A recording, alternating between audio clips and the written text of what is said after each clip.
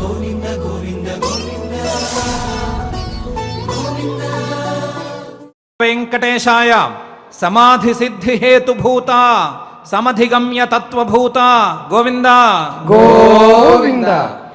త్వయ్యేవ చిత్తం ప్రణిధాపయామి త్వయ్యేవ చిత్తం ప్రవిలాపయామి త్వామేవ తత్వం తు విభావయామి త్వయ్యేవ మాహం వినివేశయామి అని మహాయోగేశ్వరేశ్వరుడైన శ్రీ వెంకటేశ్వర స్వామి వారిని భక్తిగా ప్రార్థించుకుంటూ పతంజలి మహర్షి గారు రచించిన యోగ సూత్రాల ఆధారంగా యోగ దర్శనాన్ని అధ్యయనం చేసే కార్యక్రమాన్ని ఈ సాయంకాల వేళ మనం ప్రారంభించుకుందాము. ప్రారంభంలో ఆచార్యుల వారితో కలిసి ప్రార్థనా శ్లోకాలను చదువుకుని ఈ కార్యక్రమానికి మంగళాచరణం చేసుకుందాము. ఓం నమో నారాయణాయ. శ్రీ గురు ప్రార్థనా. గురుర్బ్రహ్మా గురుర్విష్ణు గురుర్దేవో మహేశ్వరః గురుః సాక్షాత్ పరం బ్రహ్మ తస్మై శ్రీ గురవే నమః. శ్రీనివాస ప్రార్థనా. భాస్వచ్చంద్ర సమేయదీయ నయనే భార్యా యదీయా రమా యస్మాత్ విశ్వసృడప్యభూద్యమికులం యధ్యానయుక్తం సదా నాథో యో జగతాం నగేంద్రదుహితుః నాథోపి యద్భక్తిమాన్ తాతో యో మదనస్య యో దురితః తం వెంకటేశం భజే. పతంజలి ప్రార్థనా. చిత్తస్య వృత్తిమనురుధ్య సుసాధనాభిః జీవః సమాధిమధిగచ్చతి యన్మతేన యోగాస్తథా వసుమితా అధియోగశాస్త్రం ఏనాశ్రితా మమ పతంజలయే నమోస్మై. నమో హిరణ్యగర్భాదిభ్యః యోగ విద్యా సంప్రదాయకర్తృభ్యః వంశర్షిభ్యః నమో మహద్భ్యః నమో గురుభ్యః. శ్రీ గురుభ్యో నమః. అది ఒక పర్వత శిఖరం. పేరుకి పర్వత శిఖరమే కానీ మరి బండరాళ్ళేమీ అక్కడ లేవు. కాస్తంత మెత్తటి భాగమే అక్కడ ఉంది. కొంచెం ఉంటే శాండ్ స్టోన్స్ లాంటివే ఎక్కువ ఉన్నాయి. గట్టి ప్రదేశమేమి కాదు. ఆ ప్రదేశంలో ఒకరోజు ఒక చిన్న పిట్ట వచ్చి తన ముక్కుతో కింద భూమి మీద 4 గీతలు గీసింది. గట్టి ప్రదేశం కాదు అని చెప్పుకున్నాం కాబట్టి అది ఆ ముక్కుతో పొడిచినంత మేర ఒక 3 అంగుళాలు సుమారుగా ఒక చిన్న గొయ్యి ఏర్పడింది. చిన్న గొయ్యి 3 అంగుళాలే ఉంది. అది ఆ లక్కముక్కి పెట్ట తన మానాన తను వెళ్ళిపోయింది. రెండో రోజు ఒక అడవి పంది అటుగా వచ్చింది. వచ్చి తన కూరలకి పదును పెట్టుకోవటానికి అని ఈ గోతి దగ్గరే యాదృచ్ఛికంగానో మరొక కారణంతోనో దీనికి పదును పెట్టుకుంది. పదును పెట్టుకోవటానికి తవ్వింది. తవ్వటంతో ఒక 3 గొయ్యి ఏర్పడింది అక్కడ. అదే పంది 2-3 రోజులు వరుసగా వచ్చింది. వచ్చి ఇలాగే తవ్వుతూ పోయింది. దానికి ఏదో ఆనందం కలిగిందో ఉత్సాహం కలిగిందో అదే చోట తవ్వింది. సుమారుగా 3 మూరల గొయ్యి ఏర్పడింది. ఇది ఇలా ఉండగా ఒకరోజు అటువైపుకి ఒక ఏనుగుల గుంపు వచ్చింది. ఆ ఏనుగును గుంపు ఈ గొయ్యి చూడంగానే ఎందుకో చాలా ఉత్సాహపడిపోయి తల కాలు తల చెయ్యి తల తొండము వేసి ఈ గొయ్యిని మొత్తం ఒక 30 అడుగుల గొయ్యిగా తయారు చేసేసింది, ఏనుగురు గుంపు మొత్తం కలిసి. ఈ లోపల వర్షం పడింది. వర్షం పడితే అందులో నీళ్లు నిలిచినాయి. చూడ్డానికి వచ్చిన వాళ్ళు, పర్వత శిఖరం మీదకి ఎక్కుదామని వచ్చిన వాళ్ళు, ట్రెక్కర్స్ వాళ్ళు ఉంటారు కదా, వాళ్ళు ఇదేదో చిన్న చెరువు అనుకోవటం మొదలుపెట్టారు. కావలసిన వాళ్ళు కాస్తంత దాహం తీర్చుకున్నారు. నీళ్లు నిలిచినాయి, బాగున్నాయి, నీళ్లు తీయగా ఉన్నాయి అనుకున్నారు. ఇలాంటి శిఖరం మీద ఇలాంటి చెరువు ఉండటం మంచిది అని కూడా అనుకున్నారు. ఈ లోపల వేసవికాలం వచ్చింది. వేసవికాలం వచ్చేసరికి ఈ 30 అడుగుల గొయ్యిలో ఉండేటువంటి నీళ్లు మొత్తం ఇంకిపోయినాయి. నీళ్ళేమీ లేవు. ఈ నీళ్ళంతా ఆవిరైపోయినాయి, లేదా ఇంకిపోయినాయి, ఏదో అయిపోయింది, నీరు లేదు. ఆ సమయానికి వీరభద్రుడు అని ఒక రాజుగారు అటువైపుగా వచ్చారు. ఆయన వేటకొచ్చాడో లేకపోతే వేరే వ్యాహ్యాళికి వచ్చాడో అనే ఇన్ఫర్మేషన్ మనకి సరిగ్గా లేదు, కానీ ఈ పర్వత శిఖరం మీదకు మాత్రం ఆయన వచ్చాడు. ఆయనకు వచ్చేసరికి చాలా దాహం వేస్తున్న పరిస్థితి ఉంది. పరివారమేమో వాటర్ బాటిల్స్ తీసుకురావటం మర్చిపోయారు. అందుకని దాహం తీర్చుకోవటానికి నీరు దొరుకుతుందా అని చూశాడు.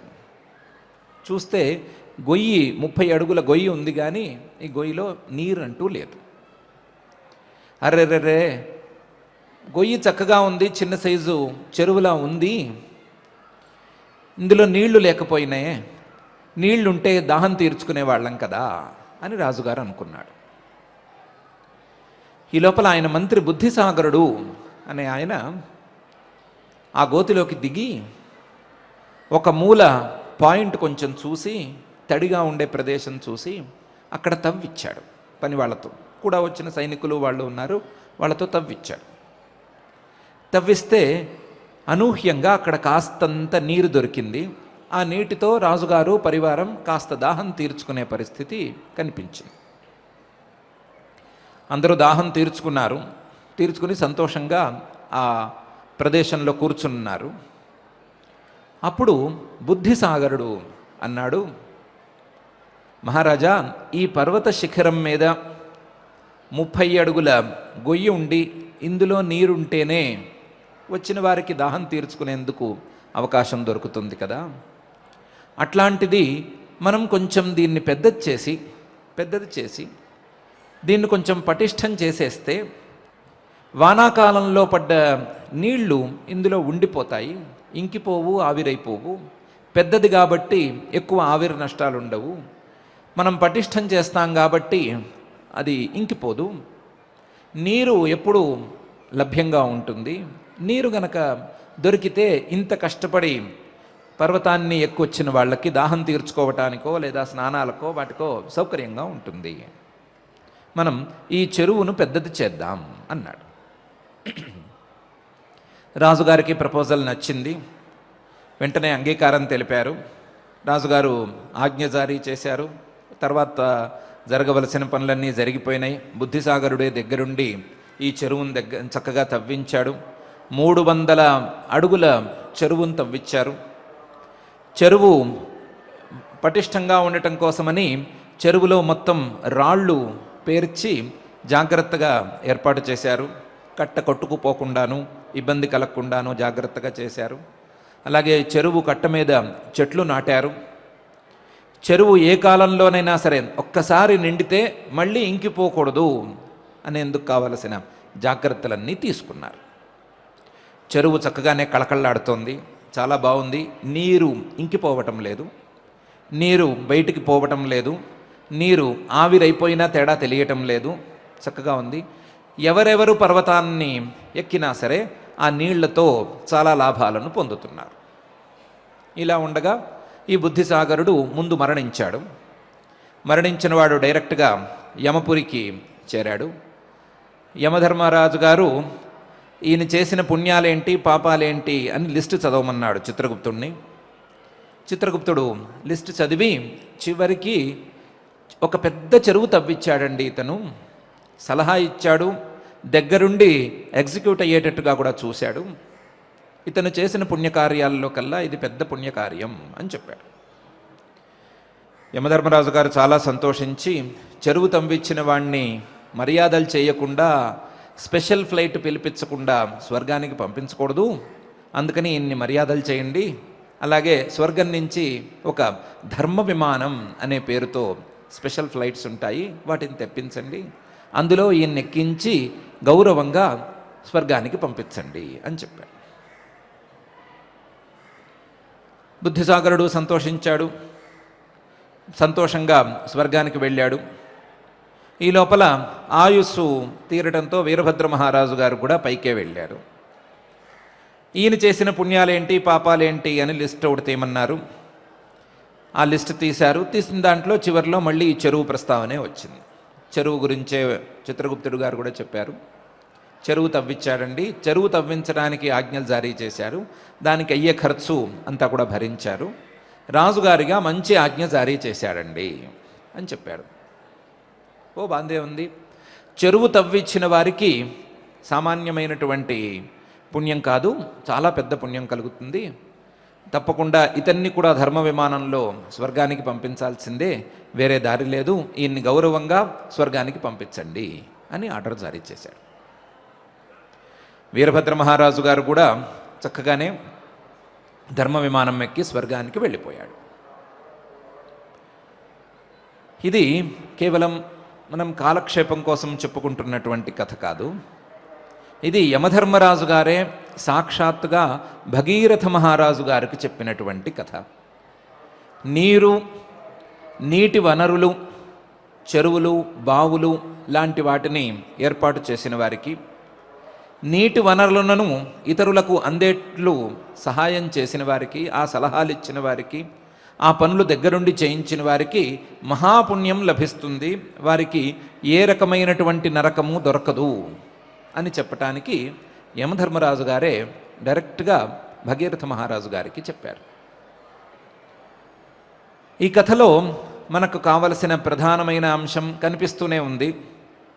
చెరువులు, బావులు లాంటి వాటిని తవ్వించాలే కానీ ఆక్రమించడం లాంటి పిచ్చి పనులు చేయకూడదు, వాటిని కలుషితం చేయకూడదు, నీటి వనరులను ఇతరులకు నిరుపయోగంగా మార్చే పనులేవి చేయకూడదు, అలా చేస్తే మహాపాపం. దానికి విరుద్ధంగా గనక చెరువులు, బావులు లాంటివి తవ్వించి అందరికీ నీరు అందేటట్టుగా గనక ఏర్పాటు చేస్తే మహాపుణ్యం అనే ప్రధానమైనటువంటి అంశం కనిపిస్తూనే ఉంది. ఇది కనిపించాలి అంటే ఈ కథలో ఇంత చెప్పి ఉండవలసిన అవసరమేం లేదు. యమధర్మరాజు గారు ఇంత చెప్పుండక్కర్లేదు. ఒక పిట్ట వచ్చింది, చిన్న గొయ్యి తీసింది, తర్వాత పంది వచ్చింది, తర్వాత ఏనుగుల గుంపు వచ్చింది, తర్వాత రాజుగారు వచ్చారు, బుద్ధిసాగరుడు, ఇన్ని మాటలేమీ ఆయన చెప్పి ఉండనక్కర్లేదు. రాజుగారు చెరువు తవ్విచ్చారు, బుద్ధిసాగరుడు సలహా ఇచ్చాడు, ఆ ఇద్దరు స్వర్గానికి వెళ్ళిపోయారు అని 3-4 లైన్ స్టోరీ సరిపోయి ఉండేది. కానీ ఇంత పెద్ద స్టోరీ చెప్పటంలో, ఇంత పెద్ద స్క్రీన్ ప్లేని చూపించటంలో యమధర్మరాజు గారికి ఒక అభిప్రాయం తప్పకుండా ఉంది. ఏమిటా అభిప్రాయం అంటే, ఏ ప్రయత్నమైనా సరే చిన్నగా గనక ప్రారంభమైతే ఆ ప్రయత్నం తరువాత మరో ప్రయత్నం, ఆ ప్రయత్నం తర్వాత ఇంకొంచెం ప్రయత్నం, ఆ ప్రయత్నంలో స్థాయిలను పెంచుకోవటం అనేది గనక జరుగుతూ ఉంటే క్రమంగా అది ఒక మహాప్రయత్నంగాను, ఒక మహాఫలితాన్ని తెచ్చిపెట్టేటువంటి ప్రయత్నంగాను మారుతుంది. అది దేనికి సంబంధించిందైనా సరే దాని పరిస్థితి ఇట్లాగే ఉంటుంది. ఒక చిన్న పిట్ట చిన్న గొయ్యి చేయగలదు, చేసింది. అడవి పంది ఒక 3 గొయ్యి చేయగలదు, లేదా 2-3 అడుగుల గొయ్యి చేయగలదు, చేసింది. ఒక ఏనుగుల గుంపు ఇంకొంచెం పెద్ద గొయ్యి చేయగలదు, చేసింది. ఆ గోతిలో నీళ్లు నిలబడగలవు, నిలిచినాయి. కానీ బుద్ధిసాగరుడు, బుద్ధితో పనిచేసేవాడు వచ్చిన తరువాత, ఆ ప్రయత్నం ఒక మహాప్రయత్నంగా మారిన తరువాత పటిష్టపరచటం, దాని గట్టు మీద చెట్లు నాటటం, ఇంకిపోకుండా, అలాగే ఆవిరి ఎక్కువైనా సరే ప్రమాదం లేకుండా, నీరు బయటికి పారిపోకుండా జాగ్రత్త చేసుకోవటం లాంటి ప్రయత్నాలు ఇవన్నీ జరిగిన తరువాత ఈ ప్రయత్నం యొక్క ఫలితమే దాని యొక్క రూపురేఖలే పూర్తిగా మారిపోయినాయి. అంతవరకు చిన్న గోతిలో నీళ్లు నిలిచాయి అనే స్థాయి నుండి ఒక చెప్పుకోదగ్గ పెద్ద చెరువు, ఆ చెరువులో ఎప్పుడూ నీళ్లు కళకళలాడుతూనే ఉంటాయి, నీరు ఎప్పుడూ ఇంకిపోదు లేదా ఆవిరైపోదు అని చెప్పుకునే స్థాయికి ఎదిగింది.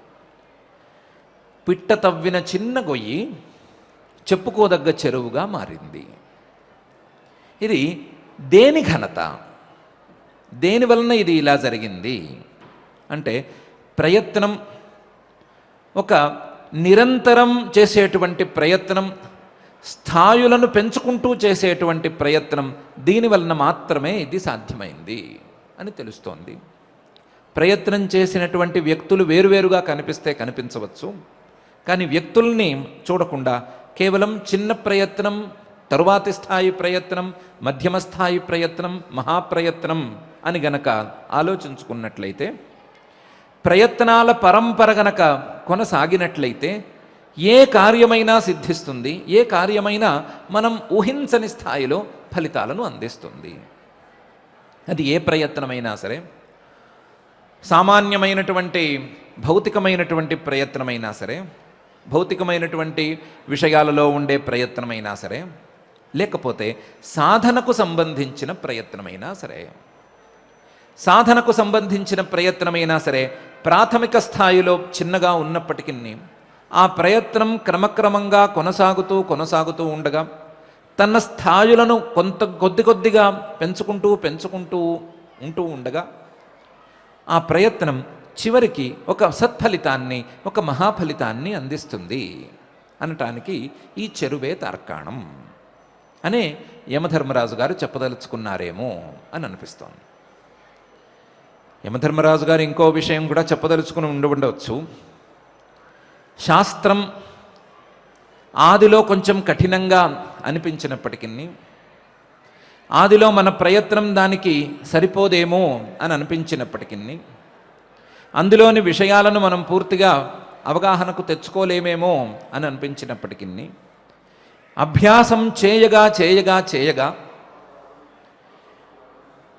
పిట్ట తీసినటువంటి 3 అంగుళాల గోయిలో ఎన్ని నీళ్లు నిలిచినాయి, పంది తీసిన గోతిలో ఎన్ని నీళ్లు నిలిచినాయి, ఏనుగుల గుంపు తీసిన గోతిలో ఎన్ని నీళ్లు నిలిచినాయి, చెరువులో ఎన్ని నీళ్లు నిలిచినాయి అని క్రమంగా తేడాను ఉంటున్నట్లుగా అభ్యాసం యొక్క స్థాయి పెరగగా దానితో పరిచయం పెరుగుతూ ఉండగా క్రమంగా ఆ శాస్త్రీయమైనటువంటి విషయాలన్నీ కూడా ఒకే చోట, ఒకే బ్రెయిన్లో లేదా ఒకే మనసులో కుదురుగా ఉండటం అనేది కూడా సాధ్యమే.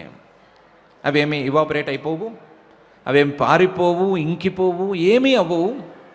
ఒకచోట చెరువులోని నీళ్లులాగా చక్కగానే కుదురుకుని ఉండేందుకు అవకాశం ఉంది. దానికి ఒక క్రమిక ప్రయత్నం అనేది కావాలి అనే విషయాన్ని కూడా యమధర్మరాజు గారు చెప్పదలుచుకున్నట్టుంది. అందువలన ఆ భగీరథ మహారాజు గారికి ఈ చరిత్రను చెప్పారు. భగీరథ మహారాజు గారు కూడా చేయవలసినటువంటి ప్రయత్నం చాలా పెద్దది కాబట్టి దానికి తగినట్లుగా ఈ రకమైనటువంటి ఉపదేశం యమధర్మరాజు గారు చేయటంలో ఏమీ ఆశ్చర్యం లేదు. నిరంతర స్థిర ప్రయత్నం అనేది సత్ఫలితాన్ని ఇస్తుంది అనే అంశాన్ని యమధర్మరాజు గారు చెప్పటంలో ఏమీ ఆశ్చర్యం లేదు. సరిగ్గా అదే విషయాన్ని మహర్షి గారు కూడా క్రమంగా చెప్పుకుంటూ వస్తున్నారు. యోగాంగానుష్ఠానాలను చేయాలి అని చెప్పారు. యోగాంగానుష్ఠానాలలో మొదటి 2 యమ నియమాలు అనే మాట చెప్పారు. అందులో యమాలు అనేవి కొన్ని ఉన్నాయని చెప్పారు. నియమాలు శౌచ సంతోష తపస్వాధ్యాయాలు అని మొదటి 4 అని చెప్పారు. ఇలా చెప్పిన తరువాత ప్రయత్నాలు ఇలా క్రమక్రమంగా ఒకదాని తర్వాత ఒకటి స్థిరపడుతూ ఉంటే వాటికి ఫలితాలు ఏ విధంగా ఉంటాయి అనే విషయాన్ని కూడా చెప్పారు. ఆ ప్రయత్నాలు కొన్ని నిషేధం ముఖంగా ఉన్నాయి, కొన్ని విధిముఖంగా ఉన్నాయి అనే తేడా పెద్దగా పట్టించుకోనక్కర్లేదు.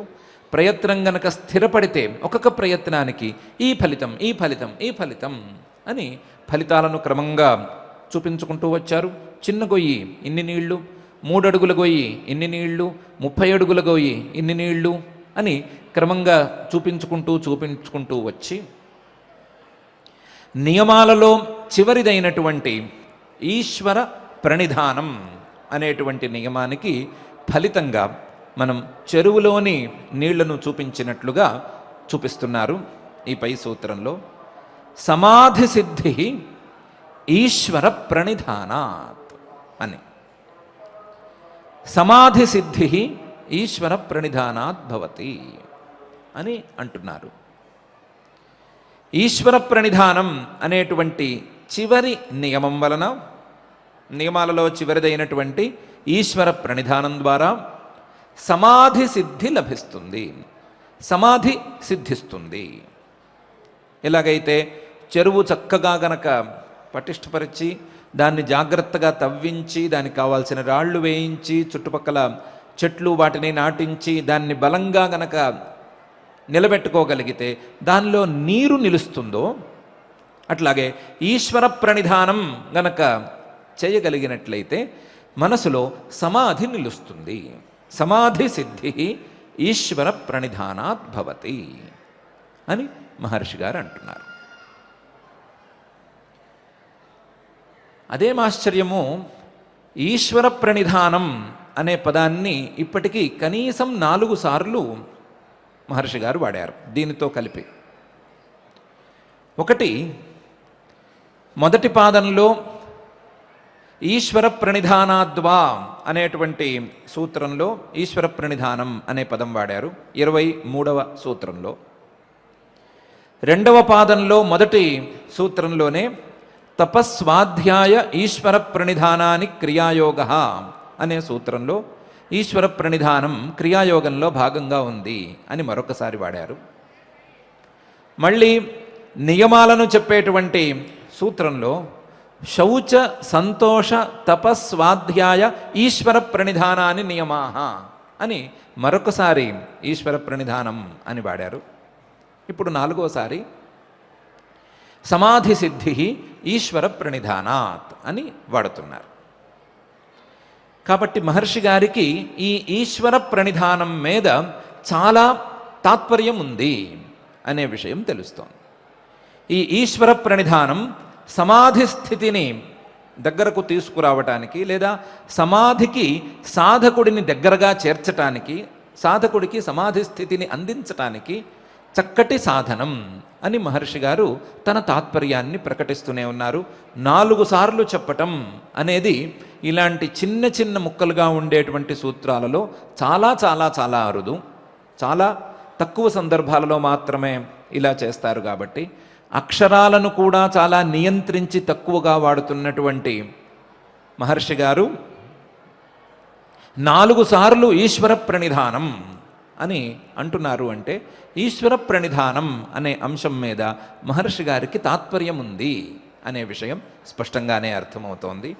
ఎందుకు తాత్పర్యం ఉంది అంటే ఈశ్వర ప్రణిధానం ద్వారా సమాధి స్థితిని చేరుకోవటం అనేది చాలా సులువవుతుంది అని మహర్షి గారు భావిస్తున్నారు. కాబట్టి ఈశ్వర ప్రణిధానం ద్వారా సమాధి స్థితి తొందరగా అందుతుంది అని భావిస్తున్నారు. కాబట్టి తన తాత్పర్యాన్ని ఈ విధంగా మహర్షి గారు వెల్లడిస్తున్నారు. అయితే ఈశ్వర ప్రణిధానం అనేదాన్ని ఏ విధంగా అర్థం చేసుకోవాలి అనేది ఒక సమస్య. ఎందుకంటే మహర్షి గారు చెప్పినటువంటి ఈశ్వర ప్రణిధానాలన్నీ ఒక లిస్ట్గా మార్చుకున్నాం. కాబట్టి మొదటి పాదంలో చెప్పిన ఈశ్వర ప్రణిధానమేమో పరమేశ్వరుడి యందు మనస్సును పూర్తిగా సమర్పించటం అనేటువంటి అర్థంలో మనం వ్యాఖ్యానం చేసుకున్నాం. కాబట్టి రెండవ పాదంలో మొదటి సూత్రంలో క్రియాయోగంగా చెప్పినటువంటి ఈశ్వర ప్రణిధానాన్ని ఈశ్వరార్పణ బుద్ధ్యా సత్కర్మలను చేసుకోవటం అనేటువంటి దృష్టిలో వ్యాఖ్యానం చేసుకున్నాం. కాబట్టి ఏ రకమైన ఈశ్వర ప్రణిధానం ఇది? ఈ పరమేశ్వరుడికి మనస్సును పూర్తిగా సమర్పించేటువంటి ఈశ్వర ప్రణిధానమా, లేదా ఈశ్వరార్పణ బుద్ధ్యా సత్కర్మలను చేసుకునేటువంటి ఈశ్వర ప్రణిధానమా? ఈ రెండిటిలో ఏ ఈశ్వర ప్రణిధానాన్ని మనం ఇక్కడ తీసుకోవాలి అని ఒక సందేహం రావచ్చు. సమాధానం కూడా సులభంగా చెప్పేసుకోవచ్చు. అన్నిటినీ ఒకసారి తరచి చూసుకుంటున్నాం కాబట్టి 2 రకాల ఈశ్వర ప్రణిధానాలను మహర్షి గారు మనసులోనే ఉంచుకున్నారు. 2 రకాల ఈశ్వర ప్రణిధానాలను కూడా దృష్టిలో ఉంచుకునే ఈ మాట చెప్తున్నారు. లేకపోతే ఈశ్వర ప్రణిధానాత్ సమాధి సిద్ధి అని మొదటి పాదంలో ఒక రకంగా చెప్పి ఇప్పుడు ఇంకొక రకంగా చెప్పటం అనేది మహర్షి గారి యొక్క అలవాటైతే కాదు అని స్పష్టంగానే తెలుసుకోవచ్చు. కాబట్టి పరమేశ్వరార్పణ బుద్ధ్యా సత్కర్మలను చేయటం అనే అంశంతో ప్రారంభించి పరమేశ్వరుడికే పూర్తిగా మనస్సును సమర్పించేయటం, మనస్సులోని భావాలన్నిటినీ పరమేశ్వరుడికి సమర్పించటం, పరమేశ్వరుడి మీద తప్ప మనస్సు మరొక విషయం మీదకి పోకుండా చూసుకోవటం అనేటువంటి ఈశ్వర ప్రణిధానాలన్నీ కూడా ఇప్పుడు ఈశ్వర ప్రణిధానం అనే ఒకే శబ్దానికి అర్థాలవుతాయి. అలాంటి ఈశ్వర ప్రణిధానాల యొక్క క్రమాల ద్వారా, ఆ మెట్ల ద్వారా, ఆ సోపానాల ద్వారా సమాధి స్థితిని అనుభవించవచ్చు, సమాధి స్థితికి దగ్గర కావచ్చు అని మహర్షి గారి యొక్క అభిప్రాయాన్ని మనం అర్థం చేసుకుందాం. సమాధి స్థితి, సమాధి సిద్ధి ఈశ్వర ప్రణిధానాత్. ఈశ్వర ప్రణిధానం అనబడేటువంటి ఈశ్వరార్పణ బుద్ధ్యా సత్కర్మలను చేయటంతో మొదలయ్యేటువంటి ఈశ్వరుడి యందే సర్వభావాలను సమర్పణ చేసేటువంటి ఈశ్వర ప్రణిధానం ద్వారా, సర్వవిధమైన ఈశ్వర ప్రణిధానాల ద్వారా సమాధి స్థితికి చేరువ కావచ్చు అని మహర్షి గారి యొక్క స్థిరమైన అభిప్రాయం. ఈ రకంగా గనక మనం అభిప్రాయాన్ని వర్ణించుకుంటే ఈశ్వర ప్రణిధానం వరకు ఉండేటువంటి సూత్రాలన్నీ సమన్వయంకి గురి అవుతాయి, లేదా సమన్వయానికి మనం చాలా అనువుగా చేసుకున్నట్లుంటుంది. కానీ ఈ ఈశ్వర ప్రణిధానం ద్వారా మాత్రమే సమాధి సిద్ధించేటట్లయితే మిగతా యోగాంగాలు ఎందుకు అనే ప్రశ్న మాత్రం మళ్ళీ లేస్తుంది. యోగాంగాలను ఉపదేశం చేసినటువంటి సూత్రంలో యోగాంగానుష్ఠానాత్ అశుద్ధిక్షయే జ్ఞానదీప్తి ఆ వివేక ఖ్యాతే అని చెప్పారు కదా. ఆ యోగాంగాలుగా యమనియమాసన అని 8 యోగాంగాలు ఉన్నాయి అని పై సూత్రంలో చెప్పారు కదా. 8 యోగాంగాలు అశుద్ధి క్షయం కోసం కావాలి అని ఒకవైపు చెబుతూ, మరొక వైపు యోగాంగాలలో 2వ యోగాంగాలు నియమాలు, ఆ నియమాలలో చివరిదైనటువంటి ఈశ్వర ప్రణిధానం ఒకటి ఉంది, ఆ ఈశ్వర ప్రణిధానం ద్వారా సమాధి సిద్ధించేస్తుంది అంటే మిగతా యోగాంగాలు ఎందుకు ఇంకాను? మిగతా యోగాంగాలు అశుద్ధి క్షయం కోసం కదా చెప్పారు. ఆ అశుద్ధి క్షయం అనేది ఇప్పుడేమీ కనిపించడం లేదు, దానికి ఏమీ పెద్ద విలువ ఉన్నట్లు అనిపించట్లేదు. ఈశ్వర ప్రణిధానం అనేది ఒక్కటి సిద్ధించేస్తే దాని ద్వారా సమాధే వచ్చేస్తుంటే, మనకు కావలసిన ఫలితమే దొరికేస్తుంటే మిగతా యోగాంగాలు ఎందుకు అనేటువంటి సందేహం ఒకటి పైకి లేస్తుంది. దానికి కూడా మనం సమాధానం చెప్పుకోవాలి. ఈశ్వర ప్రణిధానాత్ సమాధి సిద్ధి అనేది నిజమైనటువంటి విషయం. ఈశ్వర ప్రణిధానం అనేది గనక కుదిరితే, అది గనక చేయగలిగితే, అది గనక స్థిరంగా అందితే, ఈశ్వరుడి మీద తప్ప మనస్సును మరొక విషయం మీదకు పోకుండా ఉంచుకోగలిగితే దాని ద్వారా సమాధి సిద్ధించేస్తుంది. సంప్రజ్ఞాత సమాధి చాలా సులభంగా అందుతుంది. సంప్రజ్ఞాత సమాధి గనక అందితే వెంటనే జ్ఞానదీప్తి, వివేకఖ్యాతి ఇవన్నీ కలిగిపోతాయి అనేది మనం చాలా సులభంగా చెప్పుకోవచ్చు. కానీ ఈ ఈశ్వర ప్రణిధానం అనేది ఎలా కుదరాలి? ఈశ్వర ప్రణిధానం అనేది ఎక్కడి నుంచి కుదురుతుంది? మనస్సును ఈశ్వరుడి మీదే నిలబెట్టడం అనేది ఎక్కడి నుంచి అలవాటు అవుతుంది? ఆయా విషయాల మీదకు పోయేటువంటి మనస్సును లాక్కొచ్చి ఈశ్వరుడి మీద నిలబెట్టడం అనేది ఎలా సాధ్యమవుతుంది అనే ప్రశ్నకు సమాధానంగా మిగతా యోగాంగాలు ఉపయోగిస్తాయి. మిగతా యోగాంగాలు ఈశ్వరుడి మీదే మనస్సును కుదురుగా నుంచోబెట్టుకోవటం ఎట్లా, ఈశ్వరుడి మీదే మనస్సును కుదురుగా ఉంచుకోవటం ఎట్లా అనే అంశానికి ప్రతిబంధకంగా అడ్డంగా ఉండేటువంటి దోషాలన్నిటినీ తొలగించి ఈశ్వర ప్రణిధానాన్ని సాధిస్తాయి. ఈశ్వర ప్రణిధానం ద్వారా సమాధి స్థితికి దోహదం చేస్తాయి అని చెప్పుకోవాలి. చెప్పుకుంటే ఇటు యోగాంగాల యొక్క అవసరము ఉంటుంది, ఈశ్వర ప్రణిధానం ద్వారా సమాధి సిద్ధి కూడా లభిస్తుంది అని 2 రకాలుగాను చెప్పుకోవచ్చు. దీనికి శాస్త్రీయంగా ఆలోచించుకోవాలి అంటే యోగాంగాల యొక్క ప్రయోజనాలు రెండు. ఈశ్వర ప్రణిధానం తప్ప మిగతా యోగాంగాల యొక్క ప్రయోజనాలు రెండు. ఒకటి అశుద్ధిక్షయే, అశుద్ధిక్షయాన్ని చేయాలి. రెండు ఈశ్వర ప్రణిధానాన్ని తెచ్చిపెట్టాలి. ఈశ్వర ప్రణిధానం యొక్క ప్రయోజనాలు రెండు.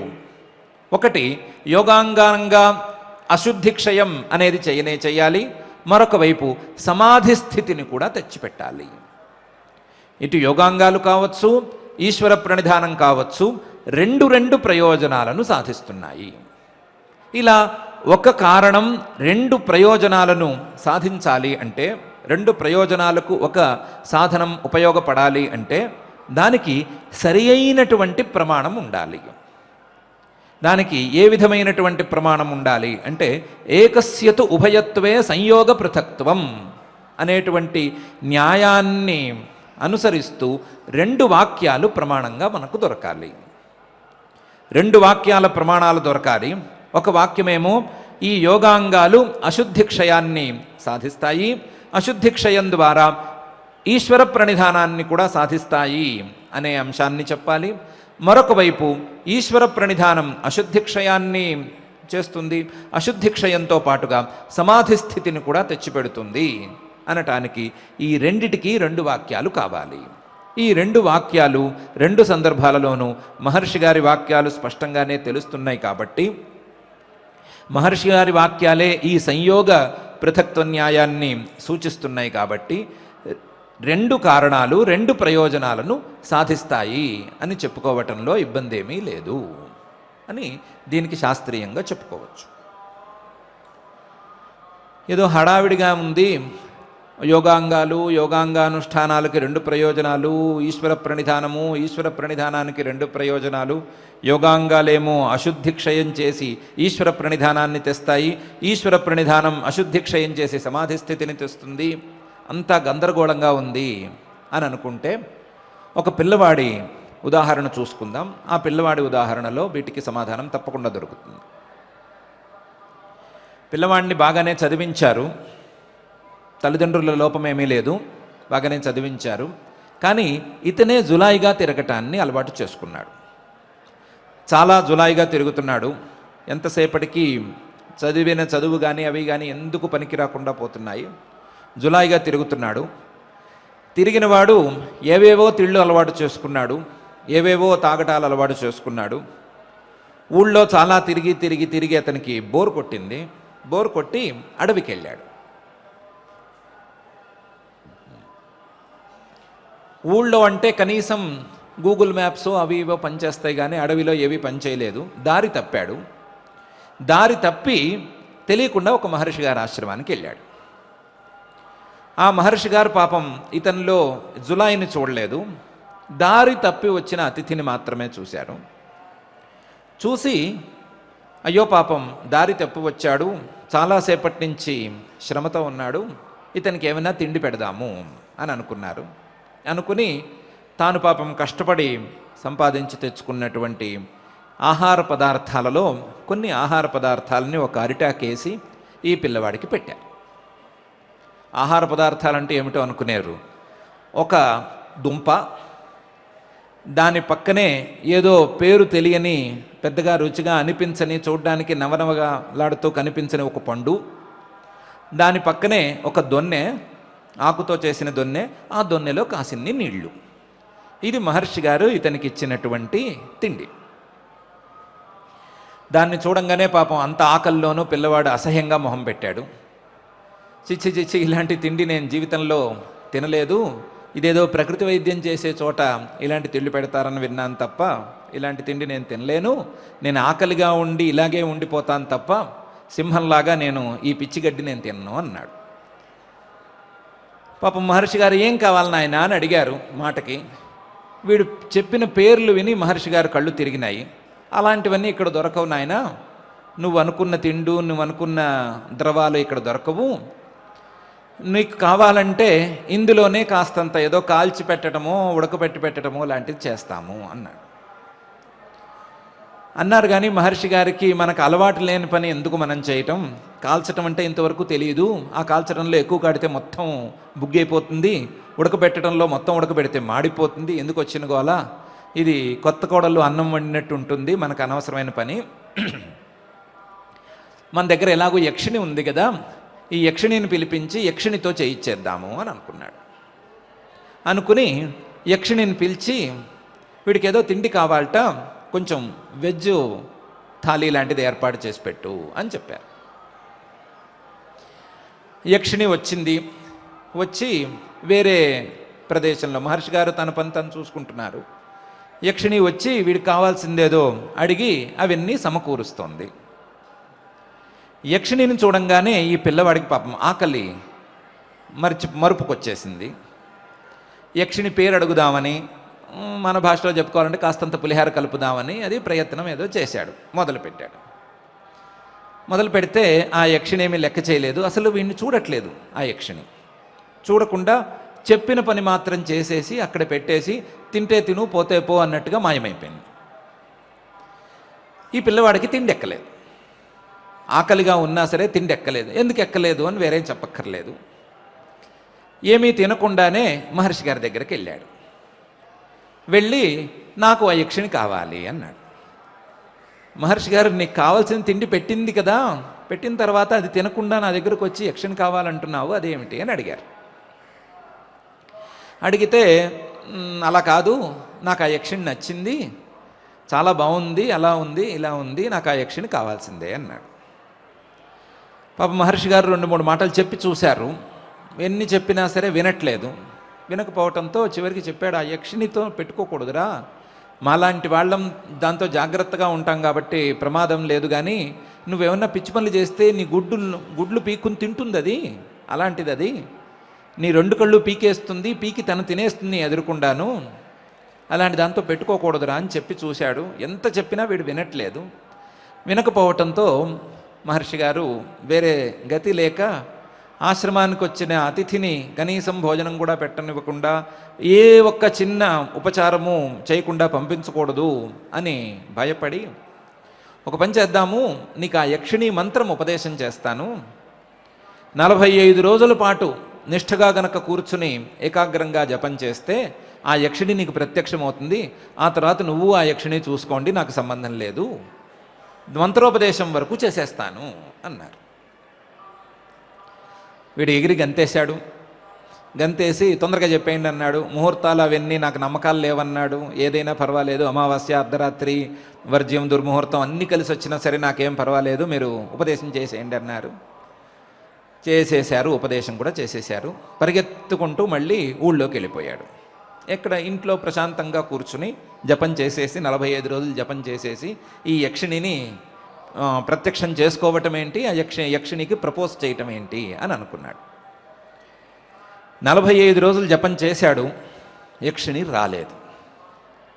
రాకపోవటంతో ఒక్కరోజు కూడా ఆలస్యం చేయకుండా పరిగెత్తుకుంటూ మళ్ళీ మహర్షి గారి ఆశ్రమానికి వెళ్ళి, మీరు నన్ను మోసం చేశారు, ఒకటి నాకు సరి అయిన మంత్రం ఇవ్వలేదు, లేదా అసలు మీకే సరి అయిన మంత్రం రాదు, ఈ రెండిట్లో ఏదో ఒకటి జరిగి ఉండాలి, ఏదో తేడా జరిగింది, నాకు సరి అయిన మంత్రమైనా చెప్పండి, లేదా ఇంకోటి ఏమైనా ఉపాయం చెప్పండి అని అడిగాడు. మహర్షి గారు పాపం చాలా బాధపడ్డారు. ఇంతవరకు ఆయన ఉపదేశం చేస్తే సిద్ధించకపోవటం అనే మాటే లేదు, ఎంతోమందికి పాపం ఉపదేశాలు అవి చేశారు, సిద్ధించలేదు అనే మాట ఇంతవరకు రాలేదు, ఫస్ట్ టైము అసలు ఏమీ వస్తున్న దాఖలాలు కూడా లేవు అని చెప్తున్నాడు. చాలా బాధేసి, ఏం చేశావో ఏమిటోరా, ఒక పని చెయ్యి, ఇంకొక 45 రోజుల పాటు మీ ఇంట్లో కాకుండా ఇక్కడే అడవిలోనే ప్రశాంతంగా కూర్చుని ఇక్కడే జపం చెయ్యి, ఎందుకు సిద్ధించదో చూస్తాను అని అన్నారు. అంటే పాపం మళ్ళీ ఓర్పుగా ఇంకోటైతే చేసి ఉండేవాడు కాదు, యక్షిణి కాబట్టి చేశాడు. ఇంకో 45 రోజుల పాటు కూర్చుని మళ్ళీ జపం చేశాడు. ఈ మంత్ర జపం చేస్తూనే ఉన్నాడు. 45 రోజులు అయినాయి, మళ్ళీ యక్షిణి రాలేదు.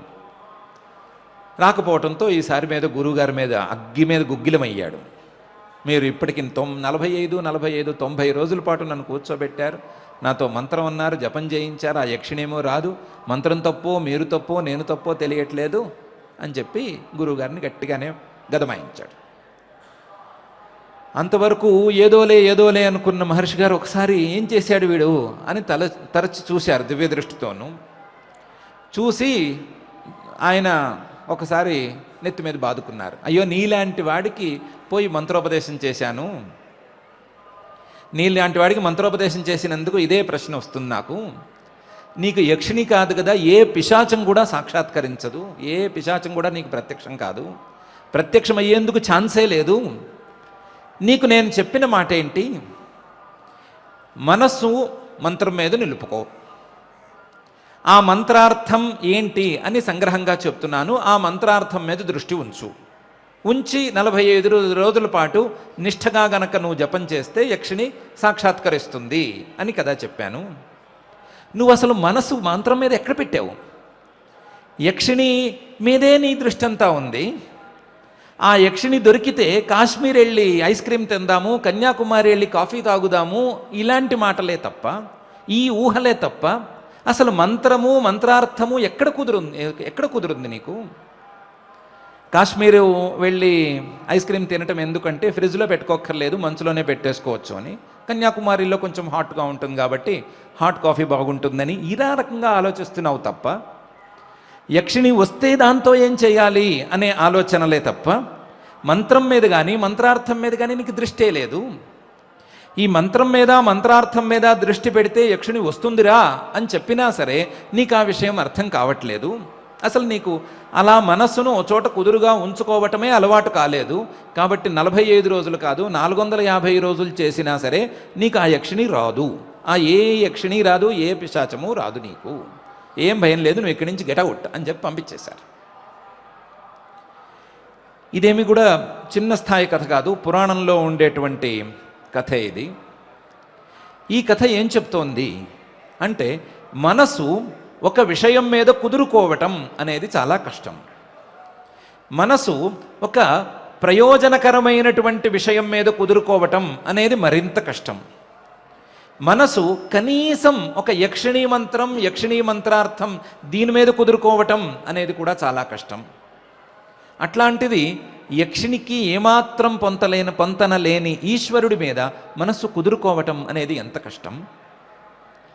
ఎంత కష్టపడితే, ఎంత సాధన చేస్తే మనస్సు ఈ ఈశ్వరుడి మీద నిలుస్తుంది. అది ఎంత కాలం పాటు సాధన చేస్తే, ఎంత నిరంతర పరిశ్రమ చేస్తే మనస్సు ఈశ్వరుడి మీద నిలుస్తుంది. మనస్సు ఈశ్వరుడి మీద నిలవటం అనేది అసలు దాదాపు అసాధ్యం. మామూలు మానవులకి, మామూలు సాధకులకి కూడా అసాధ్యం. అట్లాంటి అసాధ్యాన్ని సాధ్యం చేయాలి అంటే మనసులో ఉండేటువంటి ఎన్నో దోషాలు తొలగిపోవాలి, మనసులో ఉండేటువంటి ఎన్నో అశుద్ధులు, ఎన్నో మాలిన్యాలు పోగొట్టుకోవాలి. అలా పోగొట్టుకున్న తర్వాత మాత్రమే ఈ మనసు ఈశ్వరుడి మీద నిలవటం అనేది సాధ్యం. కాబట్టి మనసులో పేరుకున్నటువంటి ఈ మాలిన్యాలను తొలగించటానికి యోగాంగానుష్ఠానం అనేది కావలసిందే. యోగాంగానుష్ఠానాత్ అశుద్ధిక్షయం అనేది రావలసిందే. అశుద్ధిక్షయం రాగా ఈశ్వరుడి మీద మనస్సు కుదురుకోవలసిందే. మనస్సు కుదురుకున్న తరువాత ఒక విషయం మీద మనస్సు కుదురుకోవటం, ఏకాగ్రత అలవాటు పడటం అనేది జరిగిన తరువాత సంప్రజ్ఞాత సమాధి అని మనం మొదటి పాదంలో చెప్పుకున్నటువంటి సమాధి స్థితికి చేరువ కావలసిందే. ఇలా కాకుండా ఇంకొక దారి ఉంది అంటే అది సామాన్యమైన దారి అయితే అయి ఉండదు. ఇంతకంటే సంక్లిష్టం అవ్వాలి కానీ ఇంతకంటే సులభమైన దారి మరొకటి ఉండటానికి వీల్లేదు. ఇంకొక దారే ఉండటానికి వీల్లేదు. ఒకవేళ ఉన్నా అది ఇంతకంటే సంక్లిష్టంగా ఉండాలి కానీ ఇంతకంటే సులభంగా మాత్రం ఉండటానికి వీల్లేదు అనే విషయం స్పష్టంగా ఉంది. కాబట్టి యక్షిణి మీద లేదా యక్షిణీ మంత్రం మీద కుదురుకోని మనసు లాంటి మనసులు ఉండేటువంటి సామాన్య సాధకులకి, సామాన్య మానవులకి అనుకూలంగా ఉండటం కోసం, వారి మనసులలోని దోషాలన్నీ పోవటం కోసం, మనసులలోని దోషాలన్నీ తొలగి మాలిన్యాలన్నీ పోయి మనస్సు స్వచ్ఛమై ఆ స్వచ్ఛమైనటువంటి మనసులో ఈశ్వరుడి మీద ఏకాగ్రత కుదరటం కోసం, మనసులో ఈశ్వరుడు నిలుచుని ఉండటం కోసం, ఆ ఈశ్వర ప్రణిధానం సిద్ధించటం కోసం, ఈశ్వర ప్రణిధానం ద్వారా సమాధి స్థితిని సాధించుకోవటం కోసం మహర్షి గారు కష్టపడి ఇన్ని యోగాంగాలను చెప్పుకుంటూ వస్తున్నారు. ఆ యోగాంగాలు చెప్పుకోవటంలో భాగంగా నియమాలలో చివరిదైనటువంటి ఈశ్వర ప్రణిధానం ద్వారా సమాధి స్థితి లభిస్తుంది అనే అంశాన్ని కూడా చెప్పుకుంటూ వస్తున్నారు. చెబుతూ సమాధి స్థితి ఈశ్వర ప్రణిధానాత్ అనే విషయాన్ని, సమాధి సిద్ధి ఈశ్వర ప్రణిధానాత్ అనే సూత్రం ద్వారా చెప్తున్నారు. ఉదాహరణలన్నీ ప్రయత్నంలో కనిపిస్తున్నాయి. యక్షిణి ఉదాహరణ ఉంది, మాకు స్పష్టమైన ఉదాహరణ కావాలి. సమాధి సిద్ధి ఈశ్వర ప్రణిధానం, ఈశ్వర ప్రణిధానం చేస్తే సమాధి సిద్ధించింది అనటానికి స్పష్టమైన ఉదాహరణ కావాలి అని అనుకునే వారికి యోగ వాసిష్ఠంలో ఒక చిన్న ఉదాహరణ చెప్పారు. ఆయన పేరు పరిఘరాజు అని ఒక రాజుగారు. ఆ పరిఘరాజు గారు ఒక దేశానికి రాజుగారు. కాస్తంత ఆస్తికుడు, ధర్మం మీద శ్రద్ధ ఉన్నవాడు. ఆయన దేశంలో ఒకసారి కరువు బాగా వచ్చింది. ఒకటే కరువు, వర్షాలు లేవు, పంటలు లేవు, జనాలందరూ ఆకలితో అలమటిస్తున్నారు. చాలా సంక్లిష్టంగా ఉంది రాజ్య రక్షణ.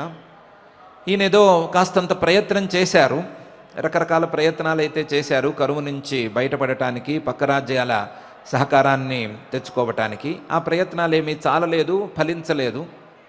ఇంకా చేసేదేమీ లేక, ఈ రాజ్యంలో ఉండే ప్రజల కష్టాన్ని చూడలేక పిల్లలకి రాజ్య భారాన్ని ఒప్పజెప్పి ఎలాగైనా సరే తపస్సు చేసైనా ఈ రాజ్యంలో ఉండే కరువు పోగొట్టుకోవాలి అని అక్కడి నుంచి చాలా దూరంలో ఉండే అడవికి వెళ్ళిపోయారు. అడవికి వెళ్ళి అక్కడ కూర్చుని తపస్సు చేస్తున్నారు. చాలా ఏళ్ల పాటు తపస్సు చేశారు. చాలా ఏళ్ల పాటు తపస్సు చేశారు. ఆ తపస్సు చేయటంలో పాపం చాలా తాత్పర్యంగా తపస్సు చేయటంతో ఈయనకి తెలియకుండానే ఈ రాజ్యంలో కరువు పోగొట్టుకోవాలి, రాజ్యం అంతా సుభిక్షమవ్వాలి అనేటువంటి కోరిక దానంతటితే ఊడిపడిపోయింది. ఆ కోరికను ఎప్పుడో పాపం మర్చిపోయాడు. కోరిక లేకుండా తపస్సు చేస్తున్నాడు. తపస్సు చేస్తూ ఉండగా ఈయన దివ్య దృష్టికే కొంత తోచింది, రాజ్యంలో కరువు పరిస్థితులు పోయినాయి, రాజ్యంలో మళ్ళీ వర్షాలవి వస్తున్నాయి, అంతా సస్యశ్యామలంగా ఉంది, పిల్లలు కూడా రాజ్యం చక్కగానే చేస్తున్నారు, ఇబ్బంది ఏం లేదు అని కూడా ఈయనకి దివ్య దృష్టికి తోచింది. దాంతో ఈయన యొక్క కామన పూర్తిగా అడుగంటూ పోయింది. పూర్తిగా అది లేని పరిస్థితి ఏర్పడింది. నిష్కామంగానే తపస్సు చాలా కాలం పాటు చేశాడు. చేసిన తర్వాత ఒకరోజు ఈశ్వరుడు ప్రత్యక్షమయ్యాడు. ఈశ్వరుడు ప్రత్యక్షమై ఏం కావాలి, వరం కోరుకో అన్నాడు. ఈయన పరిఘరాజు గారు అప్పటికే తపస్సుతో చాలా మనస్సు స్వచ్ఛపడి ఉండటం వలన, నిష్కామంగా తపస్సు చేయటం అనేది అలవాటు పడిపోయి ఉండటం వలన, ఏకాగ్రత కూడా సాధించుకుని ఉండటం వలన, నాకు వేరే అవి ఇవి ఏమొద్దు, నాకు మోక్షమే కావాలి అని అడిగాడు. అడిగితే ఈశ్వరుడు చక్కగా నవ్వి, నేను ప్రత్యక్షమయ్యాను అంటే నీకు మోక్షం సిద్ధించినట్లేనయ్యా, ఒక్కసారి నా స్వరూపాన్ని చూసుకుని నా స్వరూపానికి నీ స్వరూపానికి తేడాలేంటి, పోలికలేంటి, భేదమా అభేదమా ఇలాంటి విషయాలన్నీ చూసుకుని ఇక్కడే ఉండి జాగ్రత్తగా సాధన చేసుకుంటే నీకు మోక్షం వచ్చేసినట్లే. మోక్షం అనేది ఎవరు చేత్తో ఇవ్వరు, ఉపదేశం వరకే చేస్తారు. ఆ ఉపదేశం, ఇప్పుడు చేసిన ఉపదేశం సరిపోతుంది, కాకపోతే ఇంకొంచెం ఉపదేశమైనా చేస్తాను, ఆ ఉపదేశం ద్వారా నీవు మోక్షాన్ని సాధించు, నిలబెట్టుకో అని చెప్పాడు. పరిఘరాజు గారు సరే అన్నాడు. ఈశ్వరుడు ఆయనకి ఉపదేశం చేశాడు. చేసిన వెంటనే ఆయనకి జీవన్ముక్తి అనేది వెంటనే అబ్బింది అనేది కథ. ఇంతవరకే కథ. సమాధి సిద్ధి ఈశ్వర ప్రణిధానాత్ అనటానికి సరిపోయే కథ. సమాధి సిద్ధి, సమాధి అంటే సంప్రజ్ఞాత సమాధి అనుకున్నాము. ఈశ్వర తత్వ సాక్షాత్కారము, ఈశ్వరుడికి తనకు ఉండేటువంటి సామ్యాలు వైషమ్యాలు అంటే పోలికలు తేడాలు, ఈ రెండిటి యొక్క జ్ఞానము, ఆ జ్ఞానానికి కావలసినటువంటి సరంజామా ఇవన్నీ సాధించుకోవటం అనేది జరిగిపోయింది. దానికి కారణంగా ఈశ్వర ప్రణిధానం, ఈశ్వరార్పణ బుద్ధ్యా కర్మలను చేయటం, చేసే తపస్సు చేయటం, ఈశ్వరుడు యందే మనస్సును లగ్నం చేయటం అనేటువంటి ఈశ్వర ప్రణిధానం చక్కగానే కనిపిస్తోంది. ఈశ్వర ప్రణిధానం ద్వారా ఈశ్వరుడు ప్రత్యక్షమయ్యి ఈయనకు కావలసినటువంటి సమాధి స్థితిని అందించి సమాధి స్థితి ద్వారా జ్ఞానదీప్తిని సంపాదించి పెట్టాడు అని తేటతెల్లమైంది. ఈ ఉదాహరణను దృష్టిలో ఉంచుకున్నా పర్వాలేదు, లేదంటే సమాధి సిద్ధి ఈశ్వర ప్రణిధానాత్ అనేటువంటి సూత్రాన్ని దృష్టిలో ఉంచుకున్నా పర్వాలేదు, లేదా ఈశ్వర ప్రణిధానాద్వా అని ఇంతకుముందు చెప్పిన సూత్రాన్ని దృష్టిలో ఉంచుకున్నా పర్వాలేదు, యోగాంగానుష్ఠానాద్ అశుద్ధిక్షయే జ్ఞానదీప్తి ఆ వివేకఖ్యాతే అనే సూత్రాన్ని దృష్టిలో ఉంచుకున్నా పర్వాలేదు. ఏ సూత్రాన్ని దృష్టిలో ఉంచుకున్నా, ఏ ఉదాహరణను దృష్టిలో ఉంచుకున్నా ఈశ్వర ప్రణిధానం ద్వారా ఈశ్వరుడి మీద మనస్సును లగ్నం చేయటం ద్వారా సమాధి స్థితిని సాధించవచ్చు. ఈశ్వరుడి మీద మనస్సును లగ్నం చేయటానికి మాత్రం మిగతా ప్రయత్నాలు చేసుకుంటూనే ఉండాలి. ఆ ప్రయత్నాలు క్రమక్రమంగా చేసుకుంటూ పోవాలి. కొంచెం ప్రయత్నం, కొంచెం ఎక్కువ స్థాయి ప్రయత్నం, మధ్యమ ప్రయత్నం, ఆపై ప్రయత్నం అనేటువంటి ప్రయత్నం చేస్తూనే ఉండాలి. రకరకాల ప్రయత్నాలు జరుగుతూనే ఉండాలి. పటిష్టపరుచుకోవటానికి కొన్ని ప్రయత్నాలు చేసుకోవాలి, తవ్వుకోవటానికి, ఆలోచన చేసుకోవటానికి కొన్ని ప్రయత్నాలు చేసుకోవాలి, అందులో ఉండేటువంటి మాలిన్యాలను తొలగించుకోవటానికి కొన్ని ప్రయత్నాలు చేసుకోవాలి. ఇలా ప్రయత్నాలు చేసుకోగా చేసుకోగా చేసుకోగా మనసు ఈశ్వరుడి మీద కుదురుకోగా సమాధి స్థితి తప్పనిసరిగా అందుతుంది అని మనం అర్థం చేసుకోవచ్చు. మనం పెట్టుకున్న నియమం ప్రకారం ఫలితం మీద దృష్టిని పూర్తిగా విడిచిపెట్టి మనం చేయగలిగినటువంటి ప్రయత్నం మీద మాత్రమే దృష్టి పెట్టి ఆ ప్రయత్నం చిన్న స్థాయిలోనో, మధ్యమ స్థాయిలోనో, ఉత్తమ స్థాయిలోనో యోగాంగాల విషయంలో చేయాలి. యోగాంగాలను సాధించడంలో మనం చిన్న, మధ్యమ లేదా ఉత్తమ స్థాయి ప్రయత్నం చేసుకోవాలి. ఈశ్వర ప్రణిధానం కోసం పాటుపడాలి. దాని ద్వారా అందుకోవలసినటువంటి ఫలితాలన్నింటినీ అందుకోవాలి అని మనం ఈ సూత్రాల యొక్క స్ఫూర్తి ద్వారా తెలుసుకుందాం. తెలుసుకుని ప్రయత్నాన్ని ప్రారంభించుకునేందుకు సమాయత్తమవుదాం. ఆ సమాయత్తమవటంలో భాగంగా ఆ మహాయోగేశ్వరేశ్వరుడైనటువంటి శ్రీ వెంకటేశ్వర స్వామి వారిని కూడా భక్తిగా ప్రార్థించి మనకు ఆయన యందు పరిపూర్ణమైన ప్రణిధానాన్ని అందించమని ప్రార్థిద్దాం. ఆ ప్రార్థనతో ఈరోజు పారాయణ కార్యక్రమాన్ని ప్రారంభించుకుందాం. ఓం నమో వెంకటేశాయ. ఇంతవరకు పతంజలి మహర్షి అందించిన యోగ సూత్రములలో సమాధి సిద్ధి ఈశ్వర ప్రణిధానాత్ అన్నదానికి సవివరంగా చక్కగా నియమాల్లో చివరి ఈశ్వర ప్రణిధాన సిద్ధి మనందరికీ లభించే విధంగా, అందులో ముఖ్యంగా యోగాంగములు ఈశ్వర ప్రణిధానము అశుద్ధిక్షయము అయితే ఆ ఈశ్వర ప్రణిధానం ద్వారా మళ్ళీ అశుద్ధిక్షయము చివరికి సమాధి సిద్ధిస్తుంది అన్న విషయాన్ని ఆ మహర్షి యొక్క అంతరంగానంతటినీ కూడా ఆచార్యులు మనకి చక్కగా ఆవిష్కరింపజేశారు. పవిత్రమైనటువంటి ఈ శ్రావణ మాసంలో మనకు ఆ సమాధి స్థితి కలిగే విధంగా సాధన పాదంలో అటువంటి సాధన వైపు మన యొక్క బుద్ధి ప్రసరించే విధంగా ఆ దేవదేవుని వేడుకుంటూ నేడు భగవద్గీతలో మనం ప్రథమాధ్యాయంలో అర్జున విషాద యోగంలో సుమారు 23 శ్లోకాలు పారాయణ చేసుకోబోతూ ఉన్నాం. మన యొక్క సంకల్పాలన్నింటినీ కూడా సిద్ధింపజేసే విధంగా ఆ కలియుగ ప్రత్యక్ష దైవాన్ని వేడుకుంటూ శ్రద్ధగా శ్రీకృష్ణ ప్రార్థన దగ్గర నుంచి మంగళాంతం వరకు పారాయణ కార్యక్రమాన్ని భక్తితో చేసుకుందాం. శ్రీకృష్ణ ప్రార్థన. వసుదేవసుతం దేవం కంసచాణూరమర్దనం దేవకీ పరమానందం కృష్ణం వందే జగద్గురుం. శ్రీగీతా ప్రార్థన. సర్వోపనిషదో గావః దోగ్ధా గోపాలనందనః పార్థో వత్సః సుధీర్భోక్తా దుగ్ధం గీతామృతం మహత్. అథ శ్రీమద్భగవద్గీతాసు ఉపనిషత్సు బ్రహ్మ విద్యాయాం యోగశాస్త్రే శ్రీకృష్ణార్జున సంవాదే అర్జున విషాద యోగే ప్రథమాధ్యాయే శ్లోకాః धृतराष्ट्र उवाच धर्मक्षेत्रे कुरुक्षेत्रे समवेतायुयुत्सवः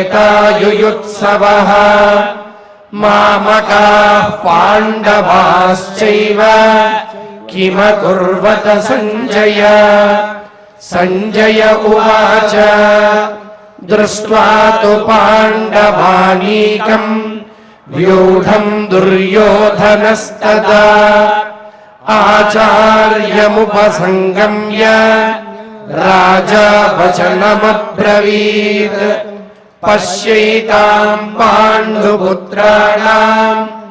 आचार्यमहतीम् च मूम् व्यूढाम् द्रुपदपुत्रेण तव शिष्येण धीमता अत्र शूरा महेश्वासाः भीमार्जुनसमायुधि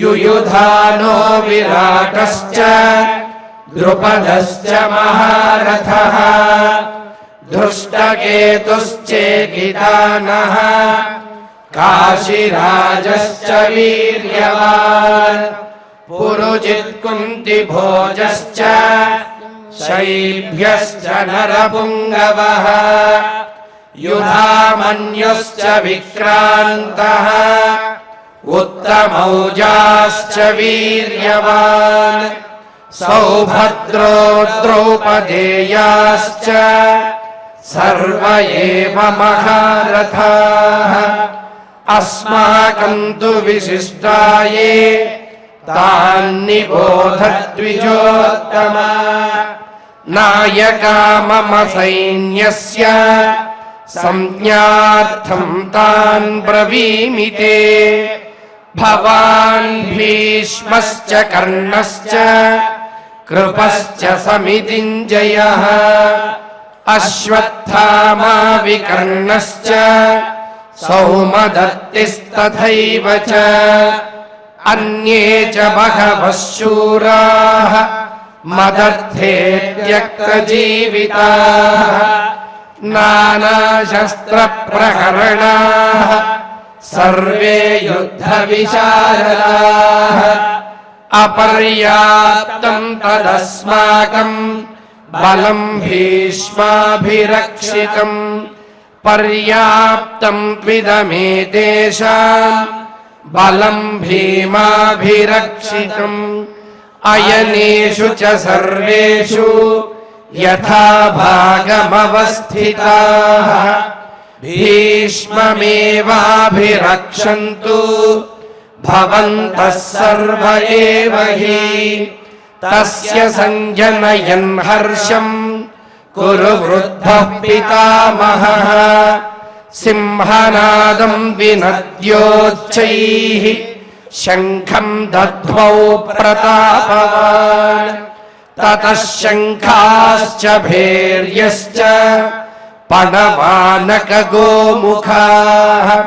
सहसैवाभ्यहन्यन्त सशब्दस्तु मुरोऽभवत् ततः श्वेतैर्हयैर्युक्ते महति स्यन्दने स्थितौ माधवः पाण्डवश्चैव दिव्यौ शङ्खौ प्रदध्वतुः पाञ्चजन्यं हृषीकेशः देवदत्तं धनञ्जयः पौण्ड्रं दद्मौ महाशङ्खम् भीमकर्मा वृकोदरः अनन्तविजयं राजा कुन्तीपुत्रो युधिष्ठिरः नकुलः सह देवश्च सुघोषमणिपुष्पकौ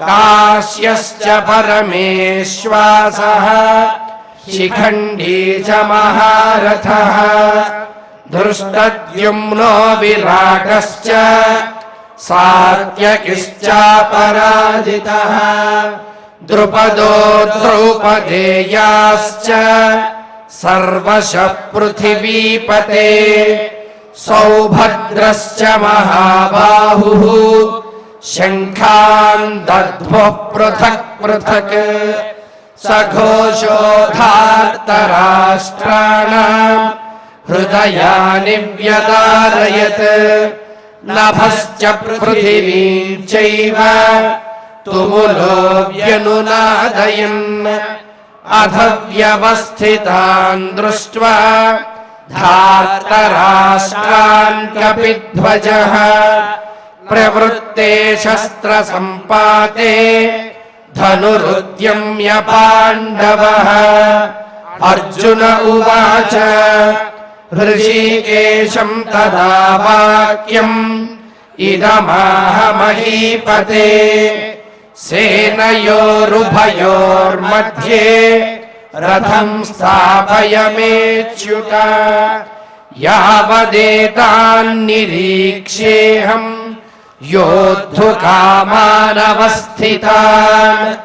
कैर्मया सह योद्धव्यम् अस्मिन् रणसमुद्यमे योत्स्यमानानवेक्ष्येऽहम् य एतेऽत्र समागताः धार्तराष्ट्रस्य दुर्बुद्धेः युद्धे प्रियचिकीर्षवः इति श्रीमद्भगवद्गीतासु उपनिषत्सु ब्रह्मविद्यायां योगशास्त्रे श्रीकृष्णार्जुन संवादे अर्जुन विषादयोगे प्रथमाध्याये श्लोकाः यत्र योगेश्वरः कृष्णः यत्र पार्थो धनुर्धरः तत्र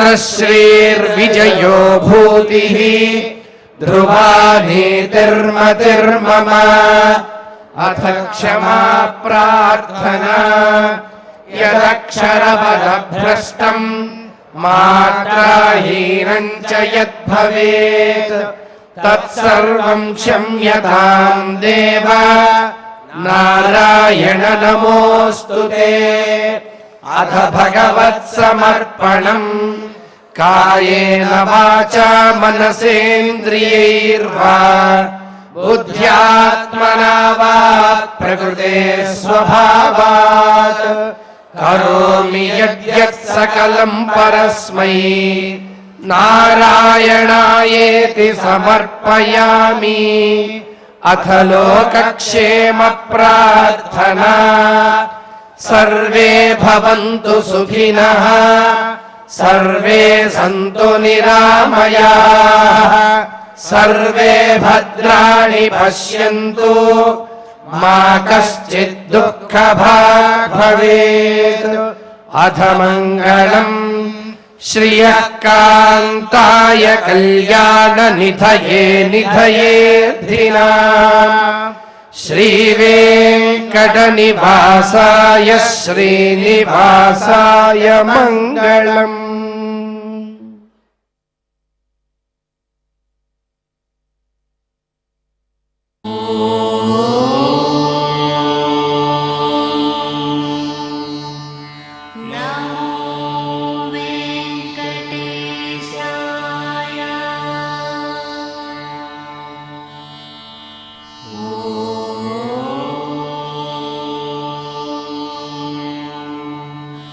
No.